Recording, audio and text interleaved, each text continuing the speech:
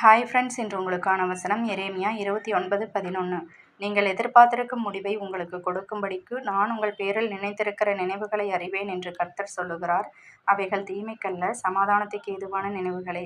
ஆமாங்க, நீங்கள் கர்த்தருக்கு விரோதமாக பாவம் செஞ்சதால உங்களோட சுதந்திரத்தை இழந்து வெளிப்புற சக்திகளாலோ மனக்கட்டுப்பாட்டாலோ ஓரிடத்திலோ சூழ்நிலையாலோ முழுமையாக கட்டுப்படுத்தப்பட்டு இருக்கீங்க. குற்றங்களுக்காக உடலளவில் சிறைச்சாலையிலும், போர் இல்லைனா பிற சூழல்களால் எதிரிகளால் பிணை கைதிகளாகவும், மனதளவில் பயம், கவலை, கோபம், தாழ்வு மனப்பான்மைங்கிற எதிர்மறை எண்ணங்களுக்குள்ள சிக்கி கடந்த கால தோல்விகள், கசப்பான நினைவுகளிலிருந்து மீள முடியாமல் தவிக்கிறீங்க.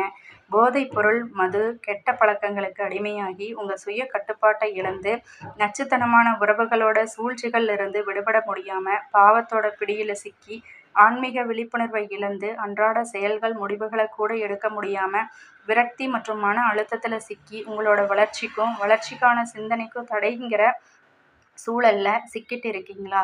எதிர்மறை சிந்தனைகளால் திசை திரும்பாமல் இப்போவே நீங்கள் கர்த்தரை நோக்கி பாருங்கள். உங்கள் ஆன்மீக, மனநல, உடல்நல வளர்ச்சியின் வாழ்க்கையில் கர்த்தர் உங்களுக்கு சமாதானத்தை தரும் நல் முடிவுகளை வச்சுருக்காருங்க.